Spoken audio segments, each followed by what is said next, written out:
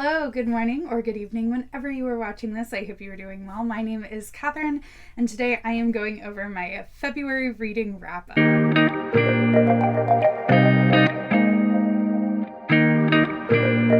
February was an interesting reading month for me, for sure. I definitely read some different genres than what I normally do. I also was still in a slump for the entire first half of February. I don't think I actually finished any of the books that I read until, probably halfway through February. That being said, I still did read a total of 14 books. Of those 14 books, 1 was physical, 9 were audiobooks, and 4 were ebooks. Genre-wise, I read 6 historical mysteries.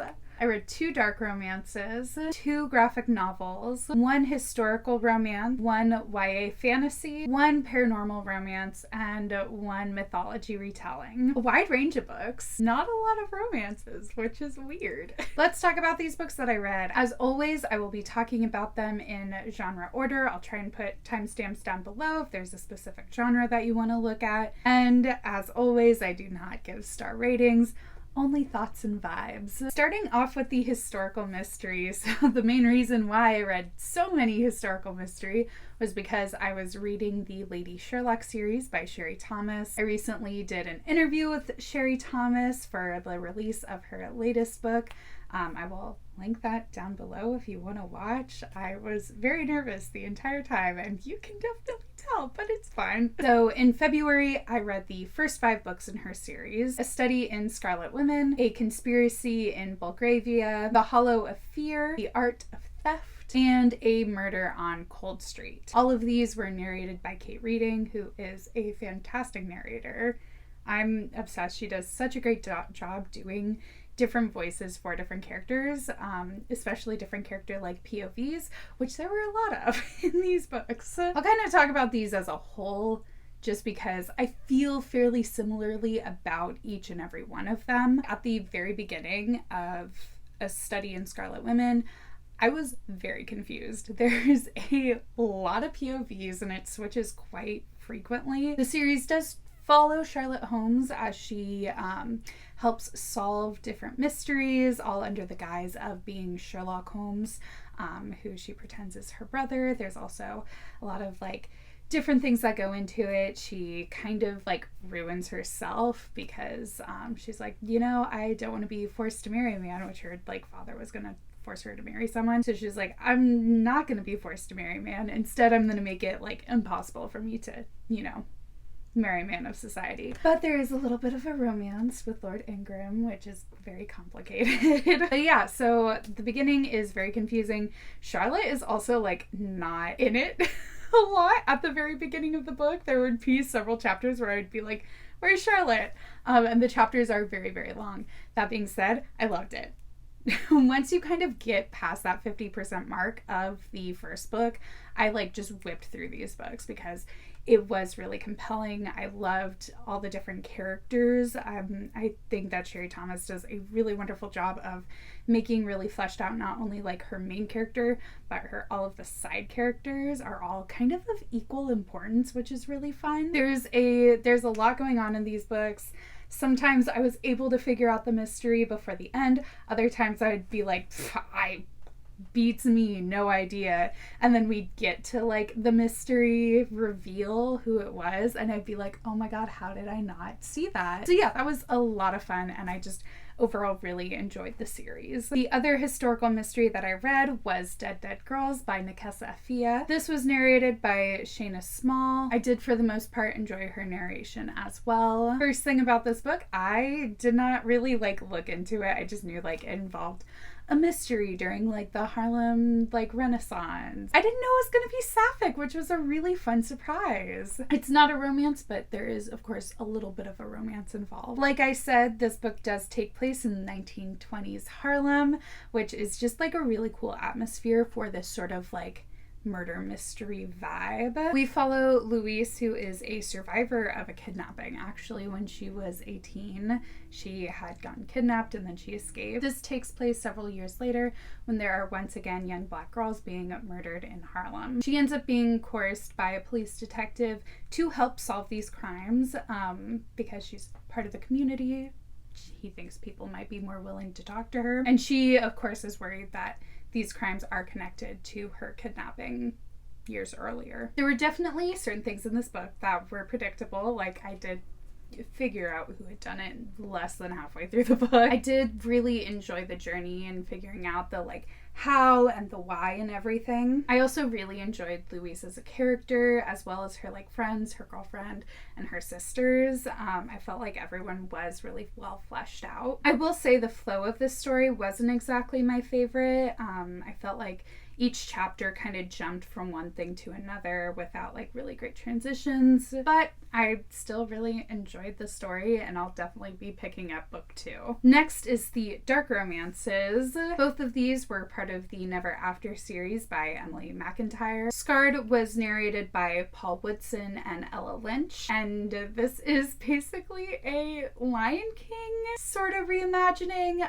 but it really leans heavily into the fact that like Lion King is technically a Hamlet retelling. So like I honestly would say it has Lion King mixed with like Hamlet vibes to it. It was really cool because it was like a historical, kind of takes place in sort of a medieval type world. So our main character, Tristan Fossa, is the brother with the king, Michael Fossa. I hate it so much. He is, of course, trying to take over the throne. Then there is Sarah, who is actually trying to assassinate Michael as well, because he's not a great dude and has caused some major problems in the kingdom. And of course, her and Tristan end up having a thing. I ended up liking this one a lot more than I thought it would. I liked it more than Hooked, honestly. I do wish Sarah was a little bit more competent as an assassin, because honestly, girl was a little bit of a mess. I loved the setting and the atmosphere, and again, I did love the fact that it did play more on the like Hamlet vibes than straight up being like, this is Lion King. This is also definitely a book where if you like a hero, anti-hero, morally gray, villain love interest, who would literally burn down the world for you, this is it. Tristan would absolutely, literally do that. The other book, Wretched, which is the third book in this kind of series, but they're completely unrelated books. They're total standalones, which is fun. Wretched is narrated by Vivian Bradford and Robert Hatchett. This one is a Wizard of Oz type of retelling, very like mafia type vibes. It follows Evelyn, who is the daughter of kind of the Irish mafia boss type deal. She also has helped develop a form of like opium out of poppies.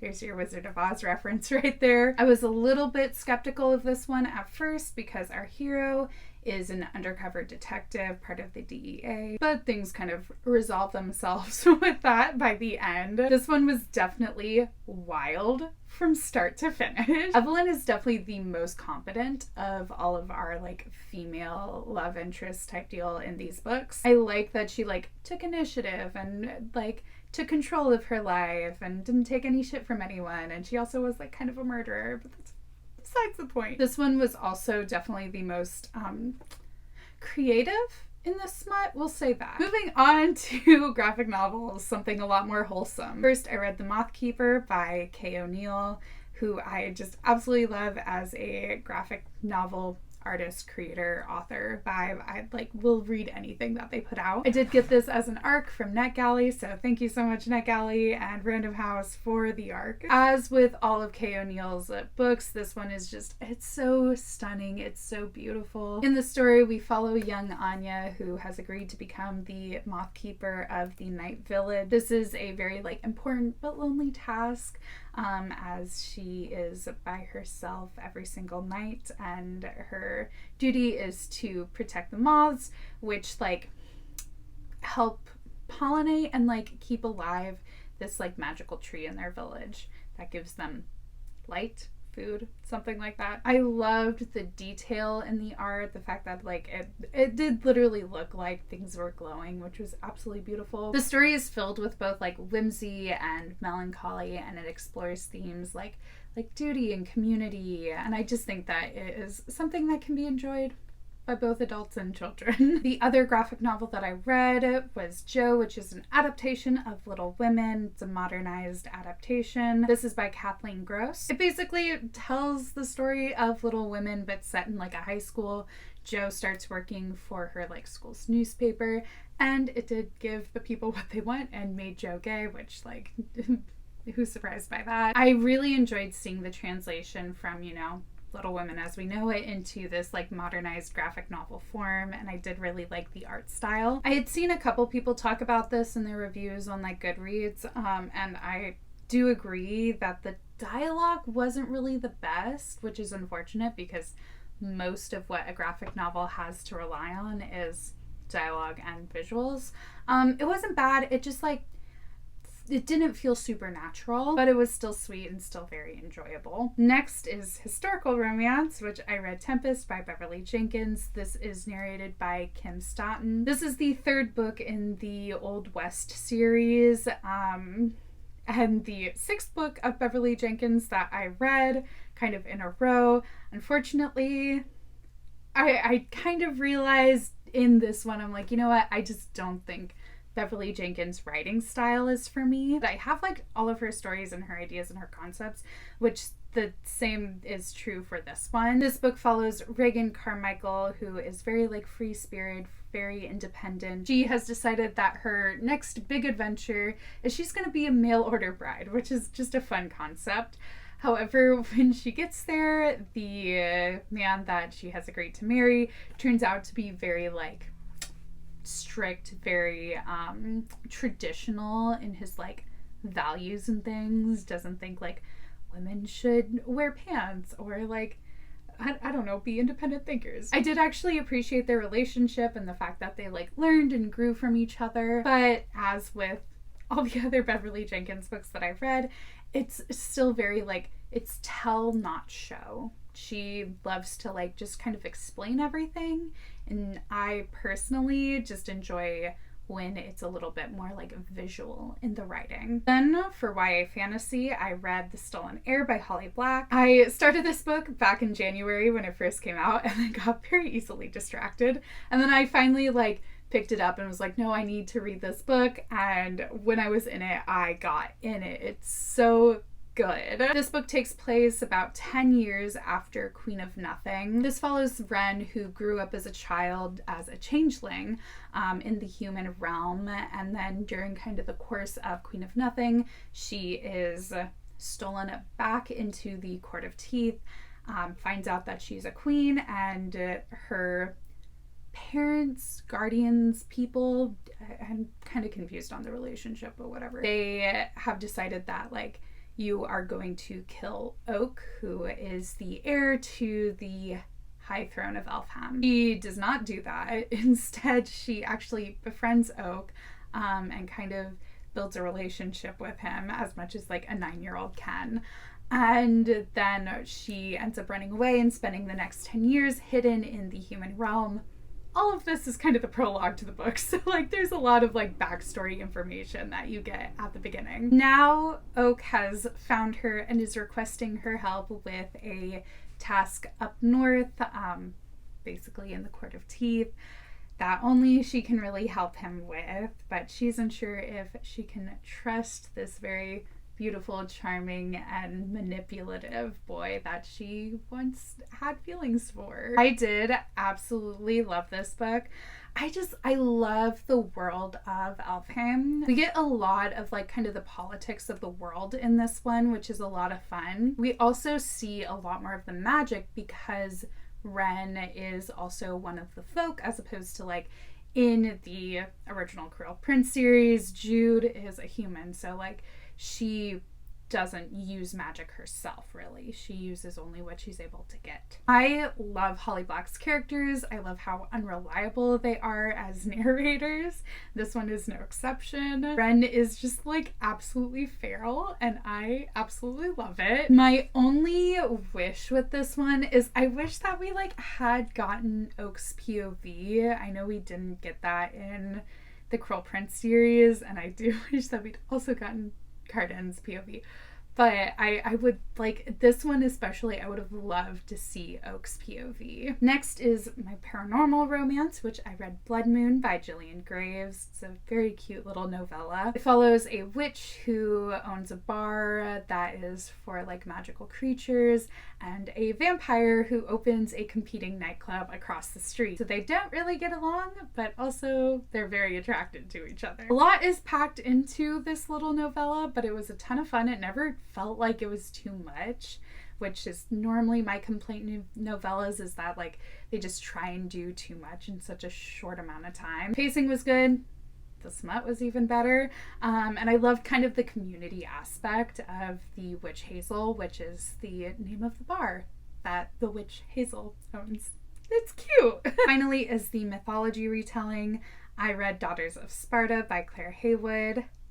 And I'm so mad at myself that I took so long to read this book, because it was incredible. It was so beautifully written. I can't even like begin to describe this book, honestly. It is a very like heartbreaking story about womanhood, following the events leading up to and during the Battle of Troy. It specifically follows Helen and Clytemnestra. They are two sisters who could not be more different in like their personality, but also like their choices and like what they want in life. However, both of them end up falling victim to the choices of men, and they are both like villainized for having the audacity to want something more in their lives. I love that this story is like set to a backdrop of, if you're at all familiar with like Greek mythology, you're probably familiar with the Battle of Troy, but from the male perspective. Instead, this one explores a very like complex relationship to gender and gender roles. And these two characters are just so like,